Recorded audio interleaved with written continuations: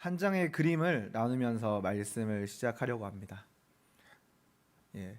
혹시 이 그림이 무엇을 하고 있는 모습을 표현하고 있는 그림 같으신가요?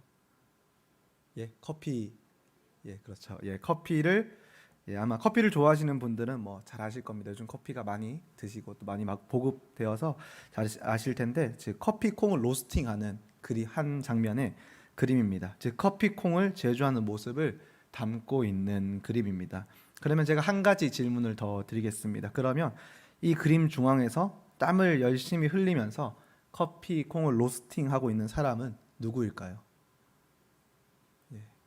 예수님이라고 이미 정답을 이렇게 말씀하신 분이 있으신데, 예, 이 그림은요 이제 기독교 일러스트레이터로 활동하고 있는 서경욱 작가라는 분이 그린 그림으로요. 이제 이분이 이런 상상으로 그림을 그렸다고 합니다. 예수님께서 2000년 전에 이 땅에 오셨을 때는 목수라는 직업으로 이 땅에 오셨는데, 만약 오늘 이 시대에 예수님께서 이 땅에 오시면 어떤 직업으로 오셨을까라는 질문과 상상을 가지고 여러 작품의 그림을 그려가기 시작했고, 그 수많은 작품 중 한 가지로 아마 예수님께서 지금 오늘 이 시대에 이 땅에 오셨으면 아마 바리스타로 오시지 않았을까라는 상상력으로 작품을 그렸던 작품 중에 한 가지입니다. 그래서 이 작품이 이제 로스팅을 하는 예수님이라는 주제로 그 메시지와 의미를 담아서 그린 작품입니다.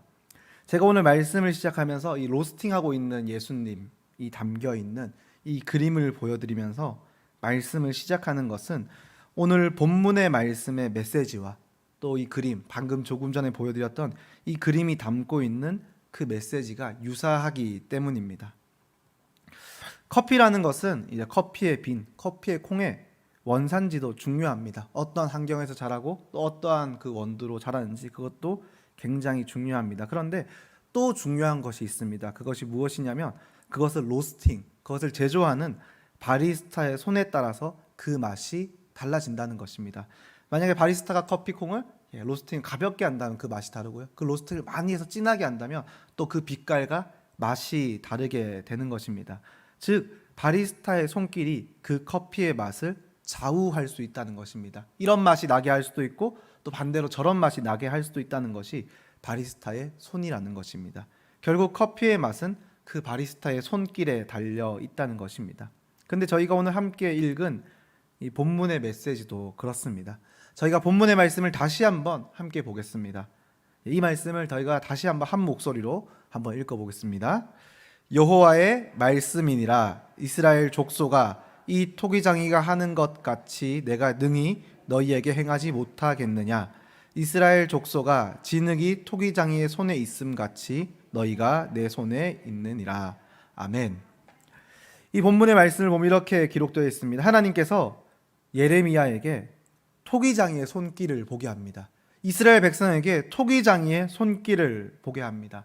아마 토기장이의 손길이 이 화면에 보이는 그림과 같을 것입니다. 손에 진흙을 묻히며 정성껏 어떤 토기를 빚어가는 그런 모습을 이스라엘 백성들에게 또 예레미야에게 보게 합니다. 그러면서 그것을 보게 하면서 이 말씀 가운데 하나님께서 특별히 또 예레미야에게 또 이스라엘 백성들에게 하시는 메시지가 있습니다. 그것이 무엇이냐면 이 말씀에는 이렇게 기록되어 있습니다. 함께 읽은 본문의 말씀인데요, 노란색으로 표시된 말씀만 제가 다시 한번 읽어드리면, 이스라엘 족속아, 진흙이 토기장이의 손에 있음 같이 너희가 내 손에 있느니라.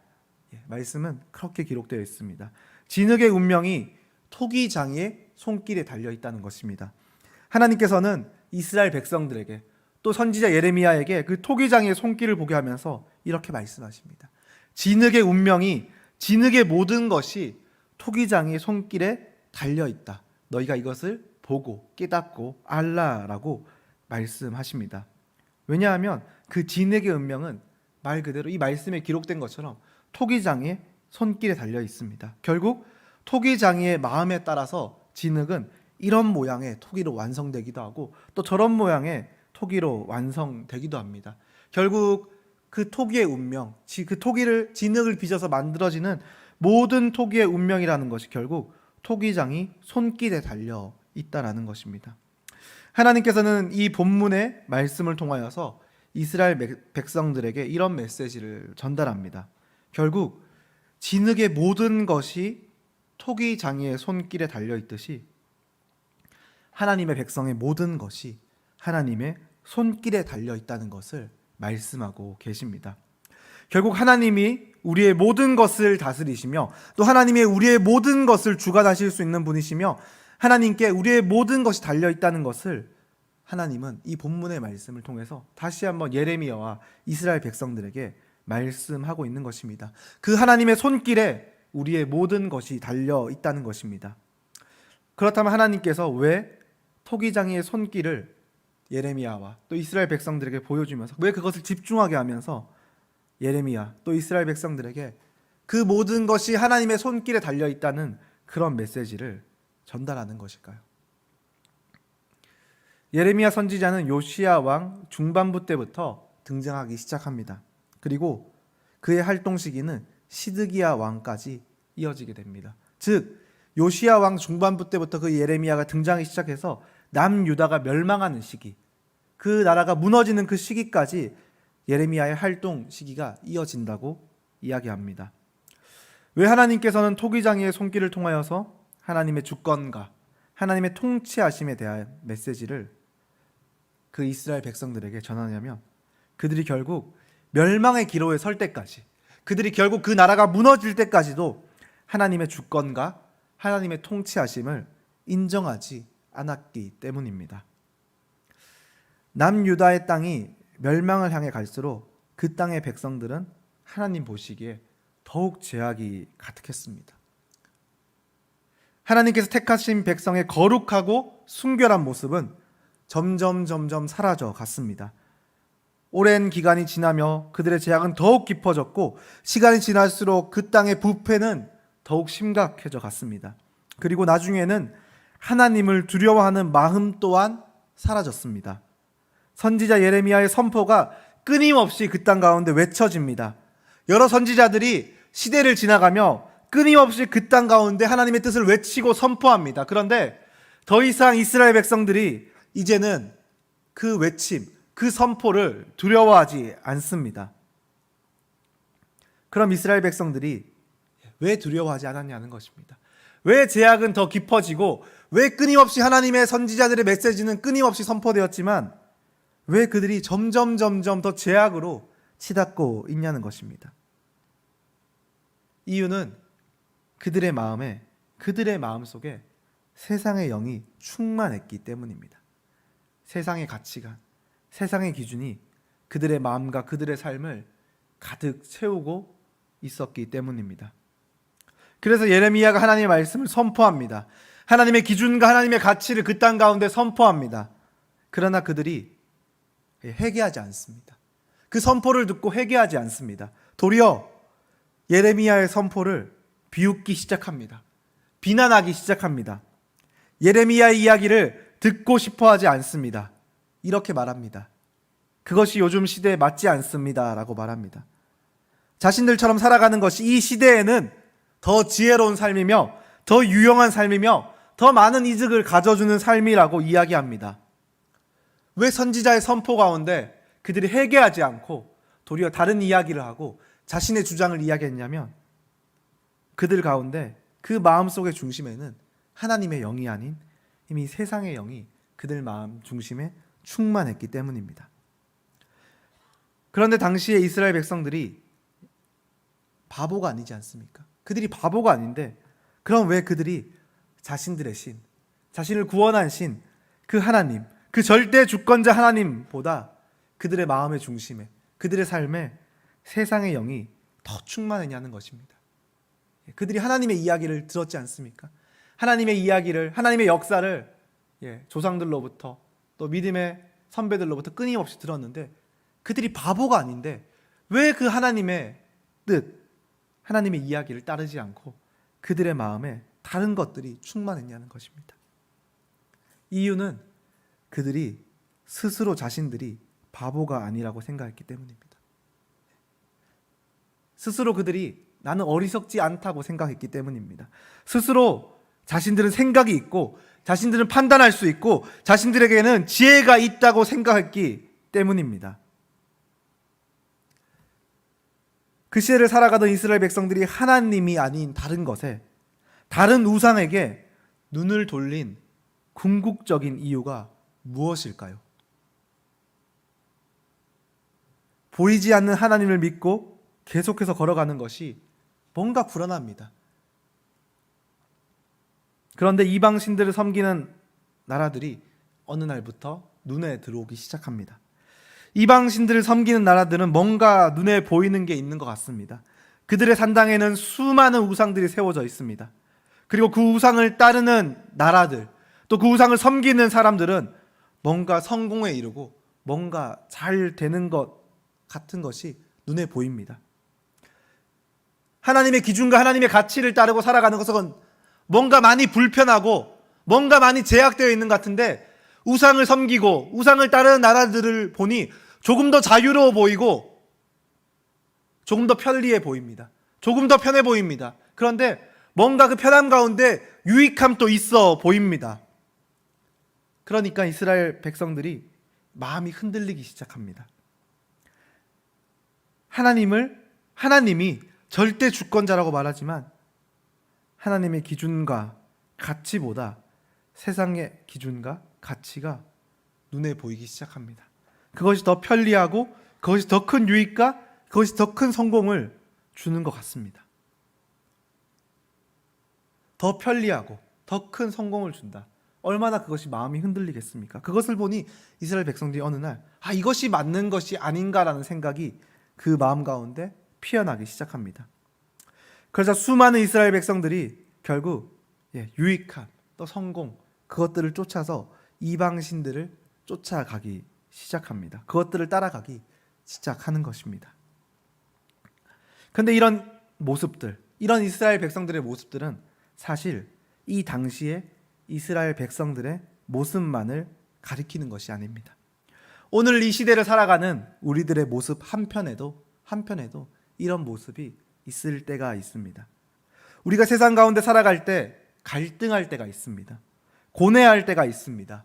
어떤 때에 저희는 이 세상을 살아가면서 갈등하고 또 깊은 고뇌에 빠지시나요? 제가 한 가지 예를 들면, 학생들을 만나고 학생들과 사역하다 보면 이런 모습을 많이 볼 때가 있습니다. 이런 이야기를 많이 들을 때가 있습니다. 그런데 반대로 그 반대에 해당하는 모습들은 거의 들어본 적이 없는 것 같습니다. 어떤 모습이냐면, 시험 기간이 되면 또 고3이 되면 학원 때문에 많은 학생들이 예배를 빠진다는 이야기를 많이 듣습니다. 작년까지 잘 보이는 학생도 고3이 되면 학원 스케줄 때문에 예배에 나올 수 없다는 이야기를 들을 때가 많이 있습니다. 그런데 반대로 시험 기간이 되면 예배 때문에 학원을 빠진다는 이야기는 거의 들어본 적이 없습니다. 거의 그런 이유로 학원을 빠지는 학생들은 없습니다. 왜 그런 것일까요? 제가 함께 사역을 하면서 동역하셨던 어떤 집사님 중에 이런 이야기를 들은 적이 있습니다. 예전에는 어떻게 자녀를 학원에 보내고 교회를 안 보내냐, 어떻게 자녀를 학원에 보내고 수련회를 안 보내냐라고 생각했는데, 막상 내 자녀가 그 시기에 접어드니까 나도 내 자녀에게 학원을 빠지고 예배에 가야 된다는 말을 하는 것이 고민이 된다. 그 말을 하기가 참 쉽지 않다라는 이야기를 하는 것이 들은 적이 있습니다. 왜 그런 것일까요? 눈에 보이는 데이터가 명확하기 때문입니다. 눈에 보이는 결과가 명확합니다. 어떠한 일을 할 때, 그렇게 결정하고 일을 할 때 어떤 결과를 낳게 될 것이라는 그 데이터가 명확하게 보이기 때문입니다. 세상의 기준에서는 이렇게 해야 더 잘 된다는 것이 너무나도 눈에 명확하게 보이기 때문입니다. 그런데 이것들이, 이런 이야기들이, 이런 예가 우리 삶에 과연 학생들의 이야기, 제가 방금 예로 든 그 학생들의 이야기에만 있는 그런 이야기일까요? 그렇지 않습니다. 우리가 그리스도인으로 이 땅 가운데 삶을 살아가다 보면 삶 속에서 고뇌하고 고민하며 근심하는 것들 중 많은 것들이 이런 부류의 이야기들이 있습니다. 많은 것들이, 이런 고민들이 있습니다. 세상의 기준에서는 누가 봐도 명확한데, 누가 봐도 이것이 이득이 있고 누가 봐도 이것이 유익한 것이 명확한데, 그럼에도 불구하고 하나님의 뜻이 그것이 아니면 고뇌가 되기 시작하는 것입니다. 고민에 빠지기 시작하는 것입니다. 생각이 깊어지기 시작하는 것입니다. 그런데 오늘 우리에게 주시는 하나님의 말씀은, 우리 하나님은 토기장이라는 것입니다. 토기장이의 권한이 무엇이겠습니까? 그 토기를 자신의 손으로 어떻게 빚어갈 것인가, 그것을 연구하고 또 고민하며 빚어가는 권한이 토기장이에게 있습니다. 하지만 토기장이에게 또 다른 권한이 있는데, 그것이 무엇이냐면 완성된 토기를 어떻게 할 것인지에 대한 권한도 토기장이에게 있다는 것입니다. 남들이 보기에는 아무리 잘 완성된 토기라도, 이것이 너무 아름답다라고 말하는 토기라도, 만약 그 완성된 토기가 토기장의 눈에 마음에 들지 않는다면 그것을 즉시 깨뜨려 버리는 권한도 토기장이에게 있다는 것입니다. 그림을 보시면 한 토기장이가 토기를 굽고 있습니다. 손으로 빚은, 정성스럽게 빚은 토기를 이제 넣어서 뜨거운 불을 태워서 그 토기를 완성해 가고 있습니다. 다 불타는 과정, 다 구워지는 과정이 끝나면 그 토기를 꺼내서 일렬로 다 세워놓고 그 열을 식힙니다. 남아있는 열기를 다 식히게 됩니다. 그러면 토기가 완성되는 것일까요? 그렇지 않습니다.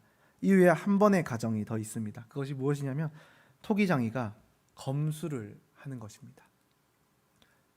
다른 사람들이 보기에는 이걸 왜 깨뜨리냐, 이렇게 아름답고 이렇게 잘 완성되어 보이는데 이것을 왜 깨뜨립니까? 라는 질문을 할 수도 있지만 토기장이는요, 검수를 합니다. 하나하나 다 살펴보고 아무리 다른 사람들 눈에 보기에 좋아 보여도 또 아름다워 보여도 그것이 토기장의 의도가 아니라면, 토기장의 계획이 아니라면, 또 토기장의 눈에 마음에 들지 않는다면 토기장이는 그 모든 토기들, 마음에 들지 않는 토기를 다 깨뜨려 버리는 것입니다. 그리고 그 토기 다 깨뜨려지고 토기장의 마음에 드는 것, 그의 뜻대로 완성된 것들을 정리하고 준비하면 그 토기장이가 토기를 굽고 완성하는 모든 과정이 끝나게 되는 것입니다. 자신이 완성할 토기를 결정하고 깨뜨리고 버리고 판단하고 구별하는 그 모든 것도 토기장이의 권한이라는 것입니다. 하나님께서 하나님의 백성들에게 바라는 것이 있습니다. 그것은 이스라엘 백성들이 그 땅 가운데서 이루어가는 성공과 유익이 아닙니다. 하나님께서 하나님의 백성들 가운데 바라는 것이 있습니다. 그것이 무엇이냐면 그것은 거룩함입니다. 특별히 이 본문의 말씀 가운데 이스라엘 백성들 가운데 바라셨던 것은 수많은 우상들과 또 수많은 이방신들이 가득한 당시에 그 땅 가운데, 그 나라 가운데, 그 지역 가운데서 유일하게 하나님의 부름받으신 백성으로, 유일하게 하나님의 부름받은 백성으로서 그 우상을 섬기는 수많은 나라 가운데 그들 앞에서 하나님 앞에 거룩함을 지키며 하나님의 백성으로 온전하고 또 구별된 삶을 살아가길 하나님께서는 그들 가운데 원하셨습니다. 오늘 이 시대를 살아가는 우리를 향한 하나님의 마음도 다르지 않습니다. 하나님을 알지 않는 이 시대 가운데, 하나님을 인정하지 않는 이 시대 가운데, 하나님의 가치, 하나님의 진리, 하나님의 말씀을 인정하지 않는 그 수많은 사람들이 가득한 이 세상 가운데, 이 시대 가운데 하나님께서 우리 가운데 원하시는 것은 거룩한 하나님의 백성으로 부름받은 우리의 삶이 거룩함을 지키는 온전한 삶으로 살아가길 원하시는 것이 우리를 향한 하나님의 마음입니다. 결국 토기장이신 하나님이 구별하고 사용하는 토기는 빛나는 토기가 아닌 것입니다. 하나님께서 구별하고 사용하는 토기는 빛나는 토기가 아닌 하나님의 거룩함으로 빚어진 토기라는 것입니다.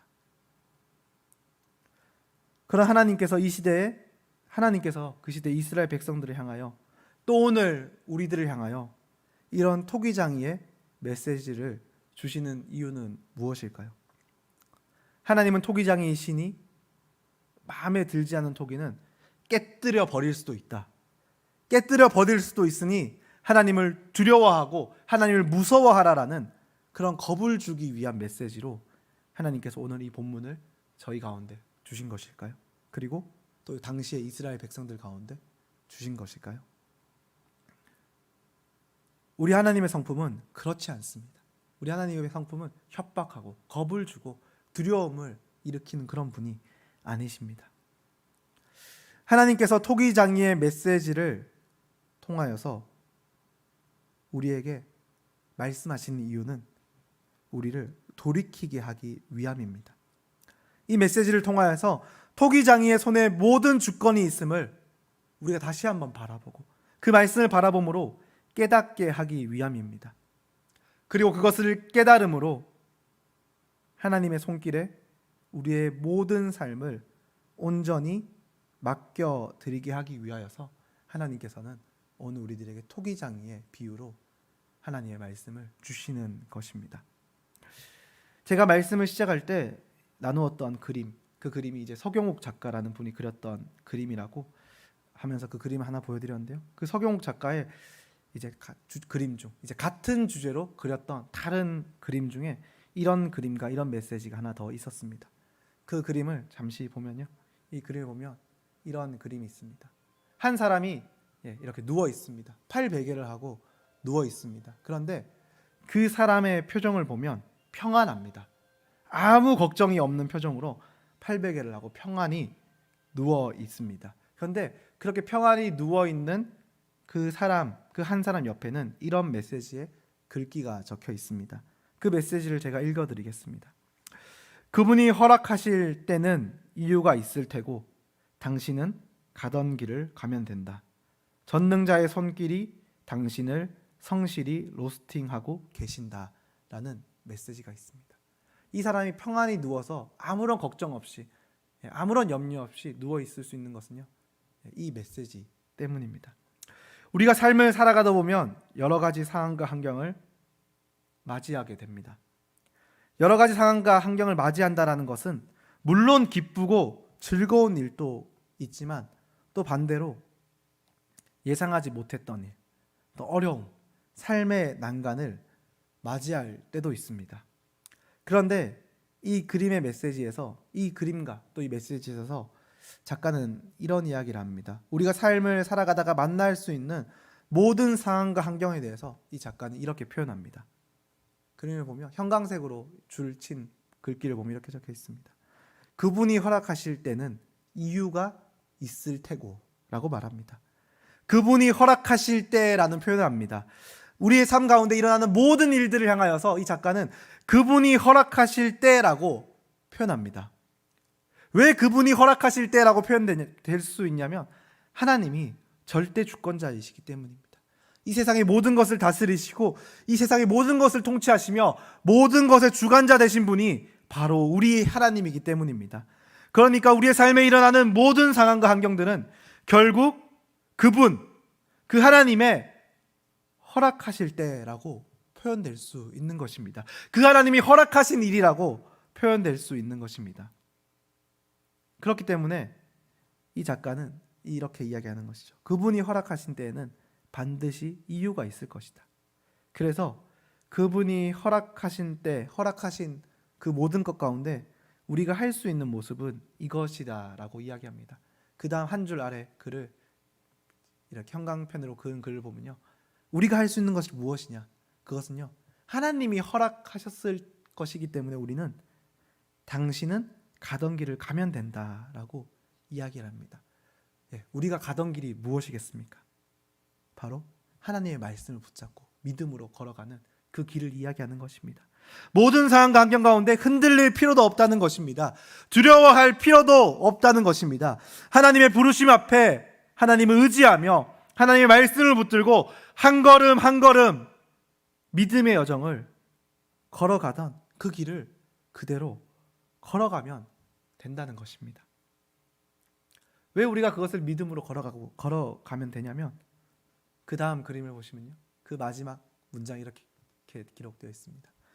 전능자의 손길이 당신을 성실히 로스팅하고 계시기 때문이다 라고 이야기합니다. 전능자이신 우리 하나님의 손길이 우리의 삶을 성실히 빚으시고 계시기 때문에 우리는 염려할 필요 없이 그분의 손길을 의지하며 한 걸음 한 걸음 주님의 말씀을 따라 우리가 가던 그 길을 그저 앞만 바라보고 걸어가면 된다는 것입니다. 전능자이신 하나님이 그분의 손길로 우리의 삶을 가장 잘 알고 가장 성실히 빚어가고 계시기 때문에 우리는 그 하나님을 바라보며 한 걸음 한 걸음 흔들릴 필요 없이 믿음의 여정을 걸어가면 된다라고 이야기를 합니다. 본문의 토기장이의 비유에 대해서 그 말씀이 선포되고 그 말씀이 이스라엘 백성들 가운데 전하여질 때 이스라엘 백성들은 하나님께 이렇게 반응했습니다. 예레미야 18장 12절의 말씀을 보면 이렇게 기록되어 있습니다. 이스라엘 백성들이 하나님께 이렇게 이야기하는 것이죠. 그러나 그들이 말하기를 이는 헛되니 우리는 우리의 계획대로 행하며 우리는 각기 악한 마음이 완악한 대로 행하리라 하느니라. 아멘. 토기장의 비유를 통해서 하나님의 말씀이 선포될 때 그 하나님의 뜻, 그 정성껏 우리의 삶을 빚어가시는 그 하나님의 마음이 선포될 때에 이스라엘 백성들이 이렇게 이야기합니다. 어떻게 이야기하냐면 그럼에도 불구하고 한 장을 넘겨주시면요. 그럼에도 불구하고 우리는 우리의 계획대로 행할 것이다 라고 이야기를 합니다. 제가 앞에 말씀을 드릴 때 이스라엘 백성들이 왜 하나님을 떠나갔냐, 왜 하나님을 섬기지 않고 그들이 바보가 아닌데 왜 하나님을 떠나가며 절대 주권자이신 하나님을 의지하지 않았냐. 그들이 신뢰하고 믿었던 것이 있습니다. 그것이 무엇이냐면요, 우리는 우리의 계획대로 행한다는 것입니다. 그들이 스스로 자신들이 지혜롭다라고 착각한 것이죠. 스스로 그들이 자신들의 계획, 자신들이 바라보는 것, 자신들의 눈앞에 보이는 그것들이 더 지혜롭고 그 계획이 더 완전하다고 믿었기 때문에 그들이 하나님의 손길을 떠나갔던 것입니다. 그들이 그래서 이렇게 이야기하는 것이죠. 하나님이 어떤 분이신지 선포하는 그 말씀 가운데 우리는 우리의 계획대로 행할 것입니다. 그 말씀을 따르지 않을 것입니다 라고 이야기를 하는 것입니다.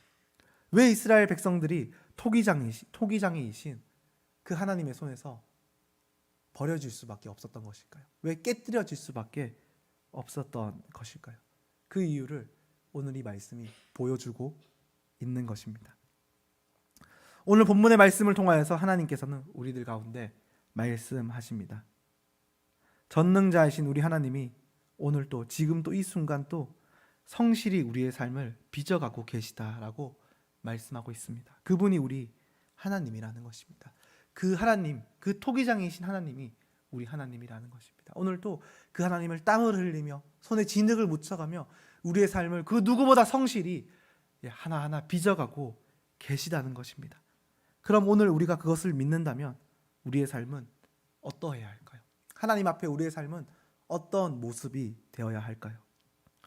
우리의 삶의 모든 상황을 허락하신 하나님께 모든 것을 감사해야 합니다. 삶 가운데 전혀 예상하지 못했던 일들이 일어날지라도 그럼에도 불구하고 하나님의 통치하심을 인정하며 감사해야 합니다. 나의 생각과 나의 계획을 내려놓을 수 있어야 합니다. 하나님께서 우리의 삶의 모든 것을 맡기며 믿고 의지하며 전능하신 그분의 손길이 우리의 삶을 하나님의 뜻대로 빚어가시도록 우리의 모든 것을 온전히 내어드려야 할 것입니다. 토기장이신 하나님께서 우리를 빚어가는 과정이 어떠한 과정으로 또 어떠한 방법으로 어떠한 모습으로 빚어가실지 우리는 다 알 수는 없습니다. 하나님은 하나님의 뜻대로 저희를 빚어가실 것입니다. 또 하나님의 방법대로 하나님의 계획대로 저희를 빚어가실 것입니다. 그런데 한 가지 확실한 것이 있습니다. 그것이 무엇이냐면 토기장이신 하나님께서 그분의 손으로 우리의 삶을 빚어가실 때 그분은 우리의 삶을 하나님 보시기에 가장 거룩하고 가장 순결하고 가장 아름다운 모습으로 빚어 가실 것이라는 것입니다. 빛나는 삶이 아닌 하나님이 빚으시는 삶으로 우리의 삶을 빚어 가실 것이라는 것입니다. 토기장이신 하나님 앞에 우리의 모든 것을 내어드리는 삶이 되기를 간절히 소망합니다. 그래서 우리의 삶이 세상에서 빛나는 삶, 세상의 기준, 세상의 사람들이 보기에 빛나고 아름다운 삶이 아닌 하나님의 손길로 가장 거룩하고 가장 아름답게 빚어지는 삶이 되길 간절히 소망합니다. 기도하시겠습니다.